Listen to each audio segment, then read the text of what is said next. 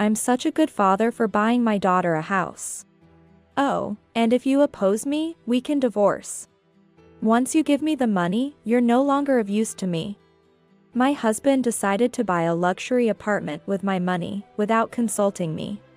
Moreover, he had an outrageous plan in mind. The moment I heard it, I immediately retaliated. I went to my room and brought the divorce papers. Fine. Here, the divorce papers. When I showed him the divorce papers, my husband was astounded. He probably didn't expect me to have them. But the real retaliation starts now. I smirked. My name is Jocelyn Anderson. I am a 50-year-old office worker who has loved French since my student days. I can easily handle everyday conversations in French. I was married once at 23, but my husband passed away just 6 months into our marriage. He died in a traffic accident, hit by a drunk driver. At that time, I couldn't immediately accept this reality and spent my days in sorrow. I received $500,000 as insurance money, but money couldn't bring my husband back to life. During my time of grief, a man named Ernest Anderson, who worked at the same company, was kind to me. He spent hours listening to my stories. Gradually, I fell in love with him and remarried at 25. It's not that I forgot my first husband. I still vividly remember the time spent with him. And I've decided to save the insurance money for emergencies. A year after remarrying Ernest, we had our daughter Christina. Christina is now living alone, working as an illustrator. Since child rearing is over, I should be able to relax with my husband, but our relationship started deteriorating when Christina was in her senior year of high school, due to disagreements over her education. From her birth, Ernest had unilaterally decided on an ideal path for her. Christina should attend a famous university, expanding her future options. After graduation, if she joins a big corporation, I'll be relieved. He would often say, sending Christina to tutoring classes since elementary school. Christina, being obedient, willingly studied and attended tutoring. Ernest didn't overly force her to study, so I didn't oppose it either. However, Christina preferred drawing over studying. And even to an amateur's eye, she was quite skilled. I thought she might make it her career. This prediction came true. In her senior year of high school, Christina said, "I want to be an illustrator in the future. So, I want to go to an art university." I agreed, wanting her to pursue her passion, but Ernest strongly opposed it. Go to Princeton University. After graduation, work in a big company and live a normal office life. That's happiness, he shouted, denying our daughter's dream. I won't start as a freelancer, I'll work at a company initially, Christina said, but he wouldn't listen. An illustrator? That's just playing with drawings. I didn't invest in you for that kind of job. His harsh words forced me to speak up. There's no need to speak like that. It's Christina's life, let her take a chance on it. But this only angered him more. It's my daughter we're talking about. A child's job is to fulfill their parents' dreams. If she lives as I say, she'll definitely be happy, he claimed absurdly. Attending a famous university and working in a big corporation doesn't guarantee happiness. I never knew my husband had such biased views. I thought he would eventually understand and support Christina's decision, but I was naive. Christina and I tried to persuade him, but it was in vain. A deep rift formed between us. I ended up supporting all of Christina's tuition and living expenses. But Ernest remained dissatisfied, often grumbling complaints. Despite the situation, Christina managed to get into her first choice art university and devoted herself to studying painting. As a result, she landed a job as an illustrator at a certain company and started living alone. Although she sometimes works on weekends and stays up all night for work, she's doing her best energetically. However, Ernest still refuses to acknowledge Christina's job, constantly complaining. All that money spent on tutoring went to waste. It's embarrassing that such a failure is my daughter. I thought he might change his mind seeing Christina living independently. But there's no sign of that. Moreover, he's become harsher towards me for supporting Christina. He yells every day about bad cooking or poor cleaning, despite being unable to do housework himself and leaving everything to me. I've come to realize this is his true nature. Ernest probably can't be satisfied unless things go his way. He was kind when Christina obeyed him. But his attitude changed drastically when she said she wanted to be an illustrator. This must be due to his personality. Staying at home has become painful for me, and my workplace has become a place of solace. Fortunately, Ernest and I work in different departments at the same company, so we don't have to see each other. Then, one day, a certain opportunity came my way. That's when I made a significant decision. On such a day, Ernest suddenly said this: "I've decided to buy Christina a brand new luxury apartment. She's an important daughter, after all. I want her to live in a nice place. I've already handled the procedures at the real estate agency." Despite his apparent disdain for Christina, this sudden change of heart was suspicious. I wondered if he even had the money to buy a luxury apartment. Seeing my reaction, Ernest smirked. "Don't worry. You're the one who's going to pay for the apartment." What? Wait a minute. Don't decide such things without consulting me. When I got angry, Ernest snorted. "I know about the $500,000 you have from your previous husband's insurance. You can use that to buy it. I'll live in the luxury apartment with Christina, using your money. I've been treated badly by her, so I plan to make full use of her. You and Christina are ultimately my possessions, so just obey me." A fierce anger rose within me. Ernest decided to buy the apartment just to spite me and Christina. I couldn't understand his thought process at all. Foolishly, he blabbed about his scheme and revealed his plans. Moreover, I couldn't let him use such important insurance money for this. I'm such a good father for buying my daughter a house. Oh, and if you oppose me, we can divorce. Once you give me the money, you're no longer of use to me. The moment I heard this, I retaliated without mercy. I went to my room and brought the divorce papers. Fine. Here, the divorce papers. When I showed him the divorce papers, my husband was astonished. He probably didn't expect me to have them. But the real retaliation starts now. I smirked, facing my husband, who was lost for words. I explained what I had been considering for a long time. I can't trust someone who discriminates against his own daughter like that. Besides, I'm fed up with a life of being constantly criticized by you. I had decided to divorce you a while ago and was just looking for the right moment to bring it up. It's good that you mentioned divorce first. Ernest probably just said divorce as a threat.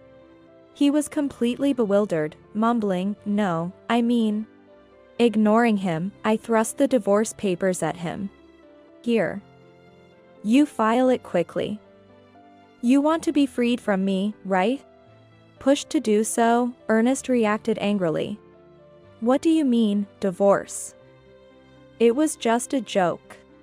I can't believe you're taking it seriously and even preparing divorce papers." Hearing this, my anger reached its peak. "I don't understand your thinking either. Buying a luxury apartment just to harass your family is incomprehensible. If you say we can't divorce, I can always consult a lawyer, you know." Then, Ernest reluctantly received the divorce papers, but angrily said, "Remember this.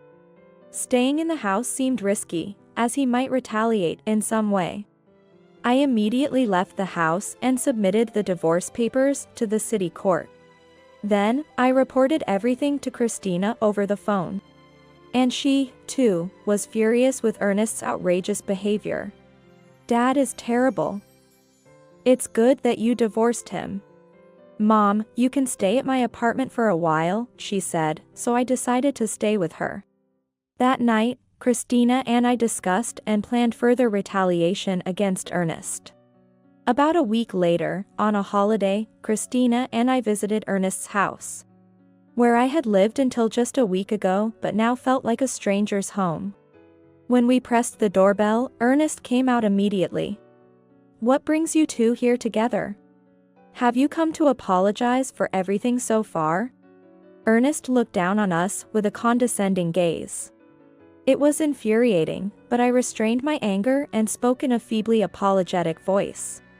"That's right. I've come to apologize for the wrongs I've done. Dad, I'm sorry for everything until now."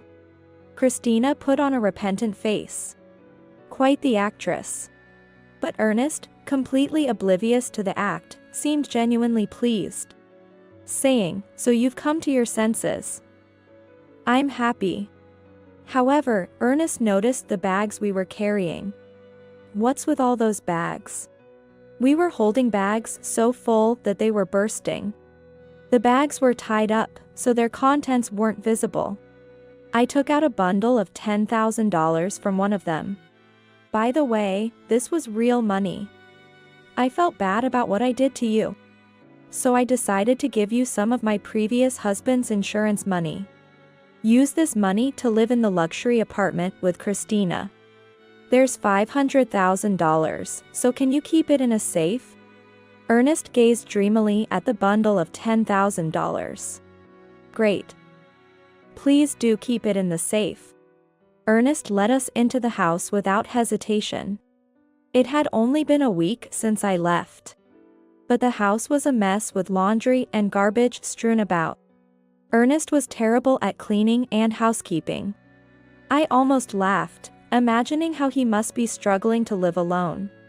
Christina and I stuffed the contents of the bags into the safe.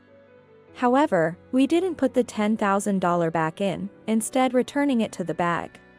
Fortunately, Ernest went to the kitchen to make coffee, so he didn't see us. After returning to Christina's apartment, I took the bags and went out again. I was heading to a new place on my own. "Take care, Mom." Christina sent me off with a smile. "I'll contact you once I'm settled." "Take care of yourself too, Christina." I smiled back and left Christina's apartment. 2 days later, while I was sleeping in my new home, Ernest called me. "Hey, what about the $500,000? There's nothing but trash in the safe." I laughed heartily, thinking he took longer than expected to notice. Ernest had fallen for the trap. The bags mostly contained just paper.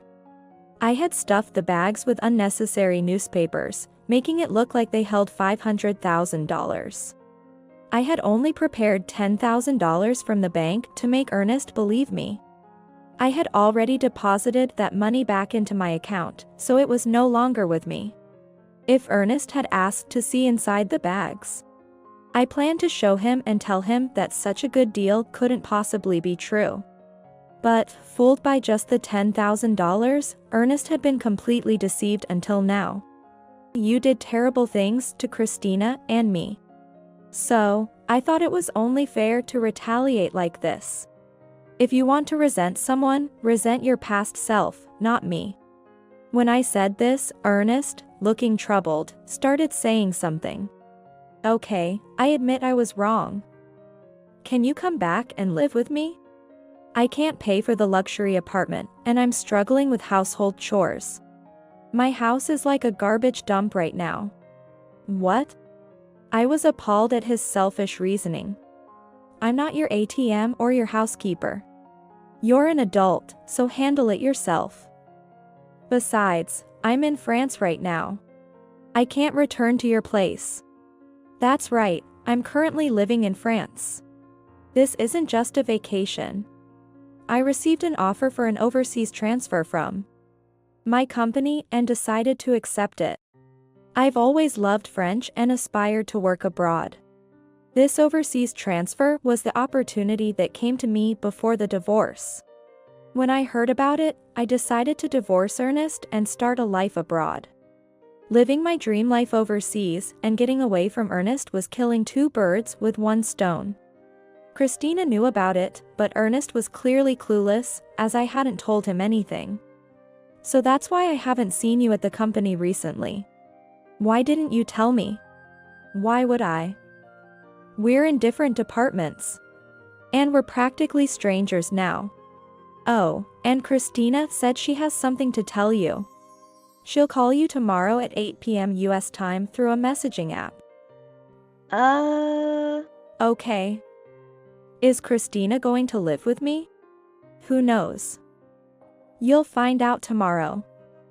Wait until then. I ended the call, though I already knew what Christina was going to say. Looking forward to seeing Ernest's reaction, I went to sleep. The next morning, due to the time difference, I had to wake up around witching hour, but that was unavoidable. I started the messaging app for a video call with Ernest and Christina. Christina immediately began expressing her feelings to Ernest. When I was a child, I loved you, Dad. I respected you as a parent and loved you from the bottom of my heart. Ernest seemed very happy to hear this, but Christina had more to say. But that's all in the past. You completely dismissed my career choice. That's when I saw your true nature. You just wanted to control me, there was no love. Now, I hate you and never want to see you again. This call is the last time we'll speak. I'm cutting ties. Ernest looked like he was about to cry. Please don't say that. I thought he would get angry, but his reaction was unexpected. Perhaps he assumed Christina would always adore him no matter what. But Christina's harsh words continued. This is how I truly feel. You hurt Mom and me, so you better reflect on it. Also, I've moved, so don't bother going to my old apartment. Don't try to find out my new address using detectives or anything. I've said all I wanted to. I also had something to add. I've informed your workplace, relatives, and your parents about why we divorced.